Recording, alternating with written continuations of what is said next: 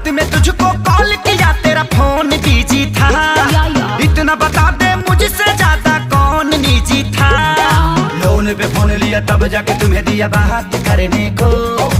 28,000 के बिल भरी हो आ दूसरा के काबू बोलो। बेवफा बेहया बेशरम तेरी माँ। देखो गाड़ी मत, देखो गाड़ी मत, ए सोना सुनो ना, देखो गाड़ी मत, देखो गाड़ी मत।